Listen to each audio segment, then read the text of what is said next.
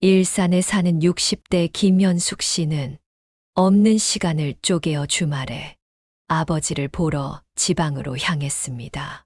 최근에는 일 때문에 바쁘고 정신없이 산다는 이유로 간 적이 없었기 때문에 6개월 만에 아버지를 뵈러 간 것이었습니다.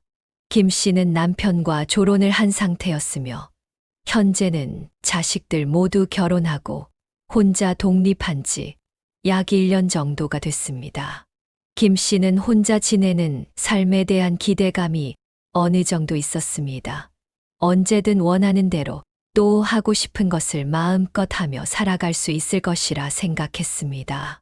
그러나 정작 혼자 1년간 살아보다 보니 본인이 기대했던 삶과는 많이 달랐습니다.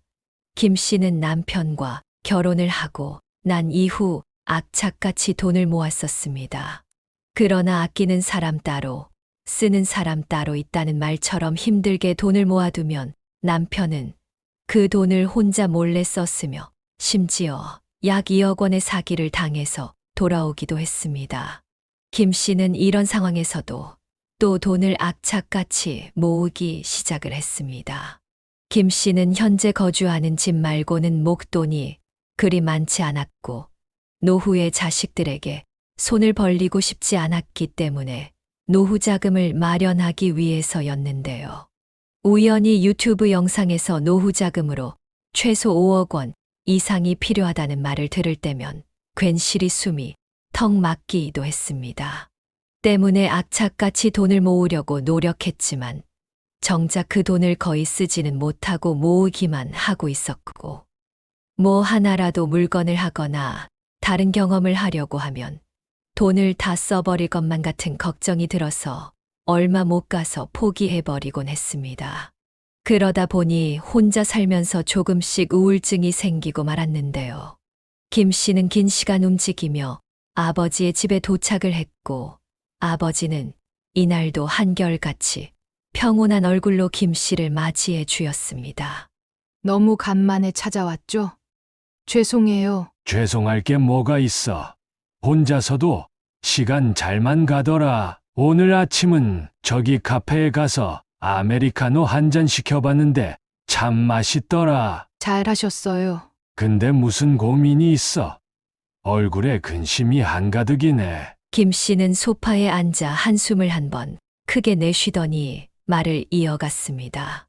옛날부터 돈을 모으는 것에만 습관이 돼서 저를 위해 돈도 잘 못 쓰고 그렇게 돈 모아서 뭐 하나 싶기도 하네요. 아버지도 옛날에는 악착같이 돈 모으셨나요? 김 씨는 사실 아버지의 절약 습관을 닮아 그렇게 돈을 모으는 것이 습관이 됐는데 김 씨의 아버지는 어느 순간 돈을 모으는 것을 중단하고 쓰면서 살기 시작했습니다.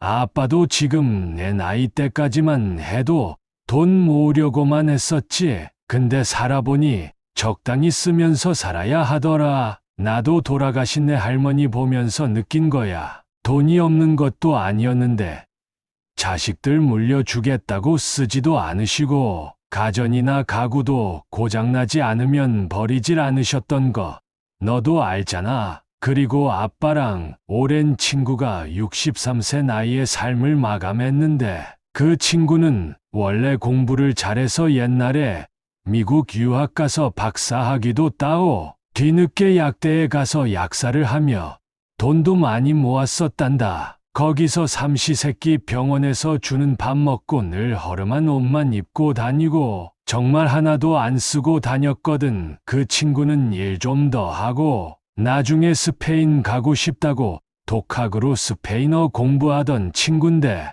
결국 스페인 근처에도 못 가고 떠난 거지. 김 씨는 나중에 자기도 돈을 모으기만 하고 정작 하고 싶은 건 해보지도 못한 채 삶을 마감하는 건 아닌지 걱정됐습니다. 그리고 아버지의 말이 그녀의 마음에 스며들기 시작했습니다. 저도 해외여행 한 번도 안 가봐서 가보고 싶긴 한데 언제 해외 여행 가려고? 좀 더 일하고 70에 그 나이 되면 체력 딸려서 멀리 못 다녀. 지금 당장부터 즐기는 연습을 해야지. 아빠가 방금 말했던 친구가 마지막 임종 직전에 모아둔 돈 다 쓰고 갈 거라고. 그 돈 다 쓰기 전에 눈 감기 싫다고 말하는데 참 안쓰럽더라. 근데 저는 그 정도로 돈이 많지 않아요. 그럼 그거에 맞게 쓰면 되지. 특히 여러 사람들이랑 어울릴 필요는 없어. 그러면 오히려 술을 가까이 하게 되기도 하고, 그러다 보면 돈이 더 나갈 수 있어. 혼자 즐길 수 있는 것도 많고, 큰 돈 들이지 않고 할 수 있는 것들도 얼마나 많은데, 나이 들어 돈 쓰라고 얘기하면 그건 돈 있는 사람들한테 속한다고 생각하지만, 그럼 내가 가진 돈에 맞게 즐기면 되는 거야. 해외여행 갈 돈이 없으면 가까운 근교 여행을 떠나도 되는 거고, 비싼 식당에 갈 돈이 없으면 해보고 싶었던 요리들 유튜브 보면서 직접 재료 사서 한 번씩 만들어 먹으면 되는 거지. 원래 자기가 만든 음식이 그 어떤 음식보다 더 맛있게 느껴지기도 하잖아. 그래도 요즘 100세 시대라 하니 내가 원치 않아도 오래 살 수도 있으니까. 노후에는 자금 마련하느라 돈을 쓰기가 힘든 것 같아요. 돈이 아주 많은 부자라면 얘기가 다르겠지만 보통의 서민들은 노후를 생각하지 않을 수 없는 게 현실이잖아요. 그래서 얘기했잖아. 각자 상황이 다르기 때문에 각자 상황에 맞춰 지혜롭게 살면 되는 거야. 너무 안 먹고 안 쓰는 생활만 피하고 적당히 자신을 위해서 돈을 쓰는 자세가 중요한 거지. 아빠 생각이 정답은 아니지만 60부터는 돈 안 쓰면서 사는 건 참 바보 같은 짓이라고 생각해. 그렇게 생각하는 이유가 있어. 지금은 한 세 가지 정도가 생각나네. 첫 번째는 뻔한 말이긴 하지만 나이 들어 아프면 돈을 잘 못 쓰게 돼.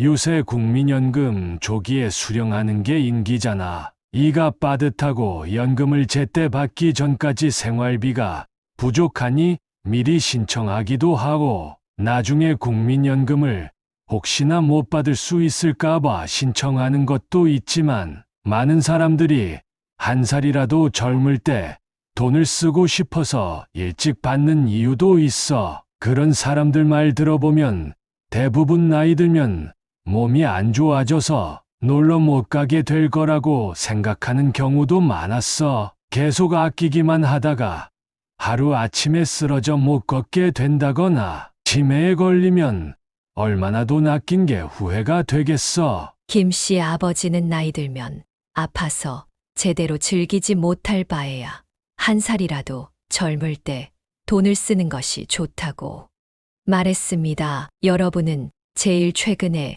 여행을 갔다 와 본 것이 언제인가요? 해외든 제주도든 근교 여행이든 상관없습니다.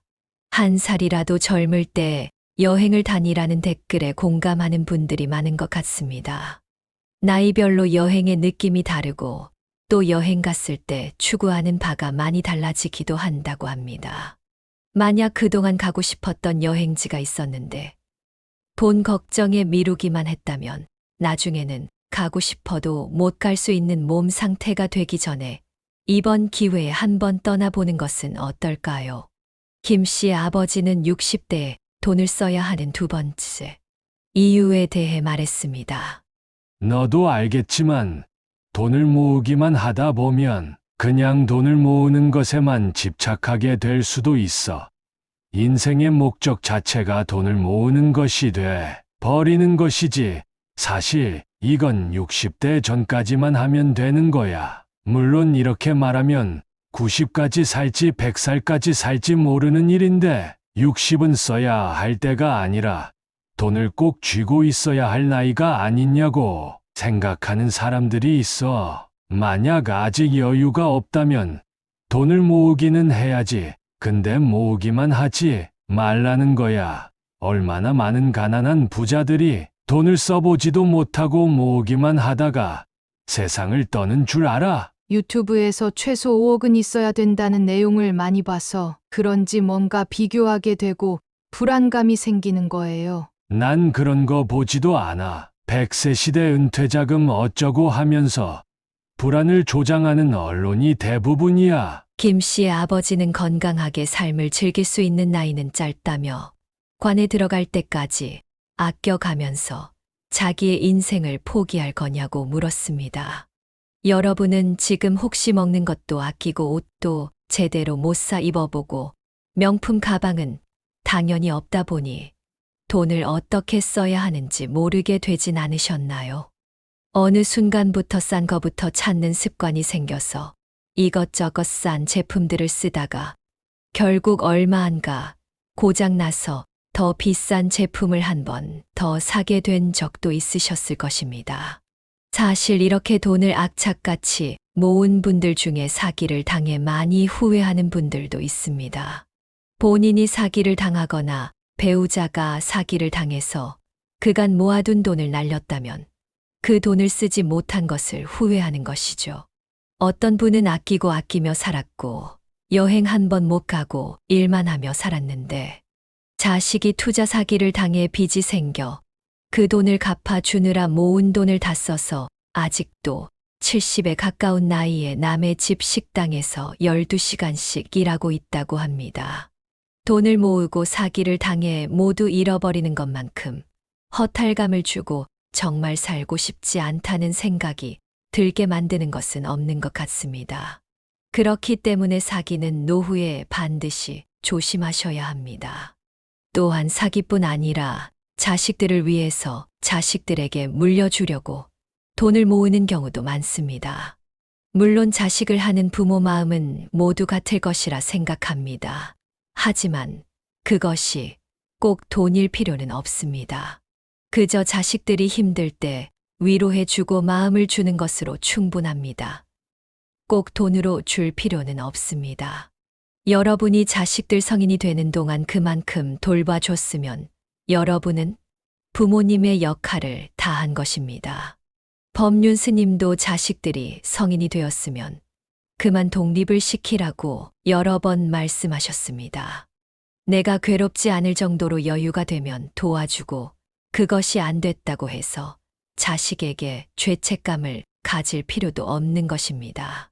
자식들 잘 살라고 큰 돈을 줬다가 자식이 주식인지 코인인지에서 다 날려먹은 경우도 있었습니다. 또한 재산이 많은데 자식들이 여러 명이면 자식들 사이에 갈등만 일으킬 뿐입니다. 만약 부모님이 재산을 물려줄 것을 알고 있다면 자식은 더욱 게을러질 수밖에 없습니다. 그러니 자식들에게 물려줄 생각 말고 자기 자신을 위해 쓰는 연습을 조금씩 보셨으면 좋겠습니다. 김 씨의 아버지는 마지막으로 60부터 돈을 써야 하는 세 번째 이유를 말했습니다.